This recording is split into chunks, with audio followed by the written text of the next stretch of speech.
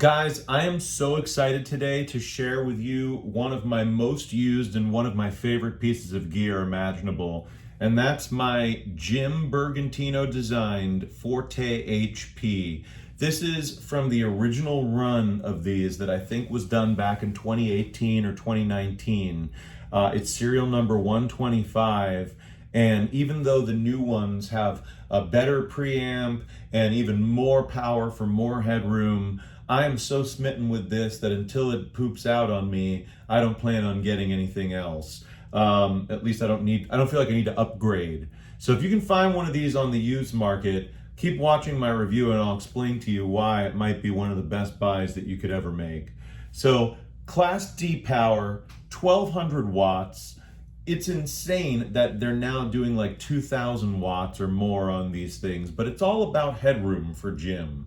Jim's not doing that because he wants you to be driving 250 miles an hour. He wants the engine to be working a lot less hard when you're going 85. And we all go 85 when we play bass and rock out at the types of venues that we play at, right?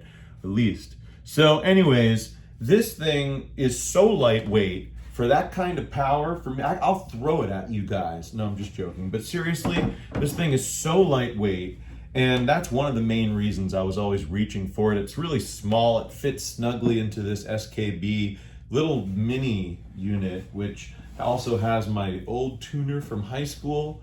Well, how about that? Some pieces of gear just keep coming with us. But anyways, that lightweight nature and the fact that I knew it was going to be all the power I could ever dream of was enough to make it the amp I reached for 60-70% of the time, if not more.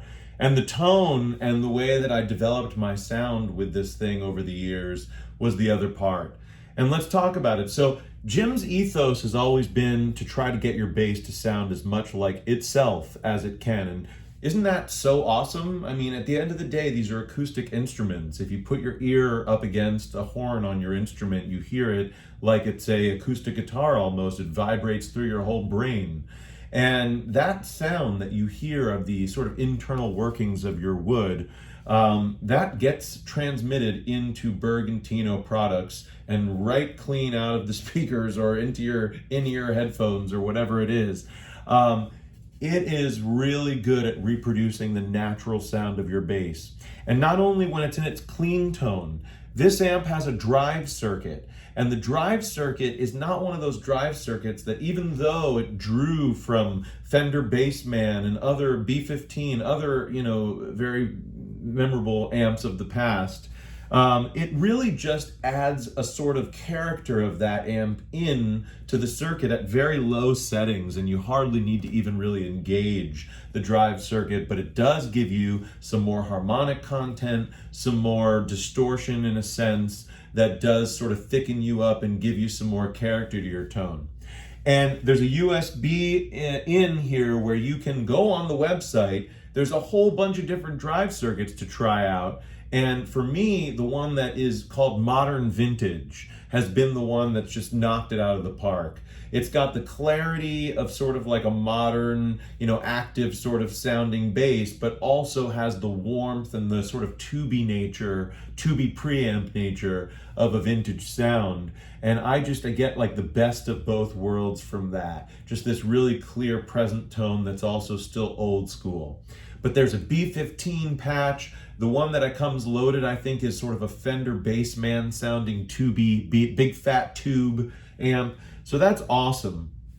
The bass, the mids, and the treble knobs, you might as well leave them all flat because they basically sound so good right where they are, but they're in all very usable frequencies. This is no Alex Aguilar in terms of 40 hertz on the bass knob. No, this is like 65 hertz on the bass knob. So we're talking a more usable frequency. Low mids at 250, I think. High mids are at 1K and treble, I think, at 3 or 3.5K.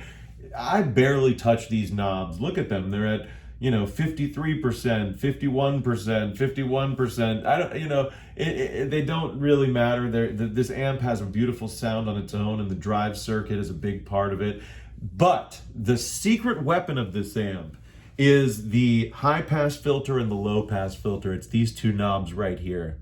These two knobs it's so brilliant. I'm surprised that more amp builders do not include this feature, because these two knobs are essentially P-bass tone knobs for sub-lows and really high-end high frequencies, all the way actually down to, I think, some like high mids or even mids, you know, on that low-pass filter. It's a little bit counterintuitive. The high-pass filter takes out the sub-lows, the low-pass filter takes out the highs. But these knobs, if you tailor them to your room, that's what makes this amp, if you ask me, just fucking killer. Is that you really, I mean, there were nights where I would take the sub-lows from like 100 hertz all the way out because the room was that boomy that it warranted it. And boy, did that make this amp sound so much clearer. And then there were other nights I would have it wide open with like 40 just throbbing when you're playing, you know, like an outdoor festival in like just the right outdoor elevated stage where you can get those pumped out lows, right? So again, this is an amp that was made with musicians in mind. Jim is a designer like Leo Fender or like all the greats. He listens to musicians and he knows what the practical needs of the player are. I'll give you another example. The bright switch on this amp, it's set at its default at 2K, which on its own is a raunchy frequency. I mean, if you solo the bass at 2K and really listen to what you're hearing, it's pretty raunchy and clanky. It's got a lot of that Geddy Lee character starting to come in. But man, what it's designed for is that if you're on a stage where there's a lot of dense mix and you're sort of lost in the mix, and we all have that happen sometimes. I don't care what bass or what amp you have. This thing is going to help you ping sort of right through it and you'll hear yourself. Obviously, you hope the front of sound guy does get a nice tone out there, regardless of the fact that you're getting yourself a little bit raunchy on stage if ISO'd. But man, does that work when I can't tell you, there's at least 5 or 10 gigs I remember being on where that button saved my night because I heard myself for the rest of the night. And I would never put it on 7K, which is the other option, but if I was Marcus Miller, I guess I would. There's a mute button, as you'd expect. Punch, I almost always kept activated. It gives you a boost at 100 hertz, and it just gives you like a booty. You know how I feel about booty. It gives you booty. And I mean, there was only 1 or 2 rooms I can ever remember being in where I didn't keep the punch engaged. Just always seemed to make sense. As far as the back of the amp goes, I can show it to you. It's speak-on, 2 speak-ons. I can't even see what I'm doing here. 2 speak-ons here. There's an effects loop. There's a tuner out and headphones out.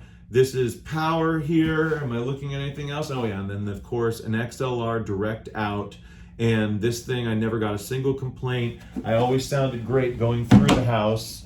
And yeah, that's the Forte. So listen, the Forte line has different models.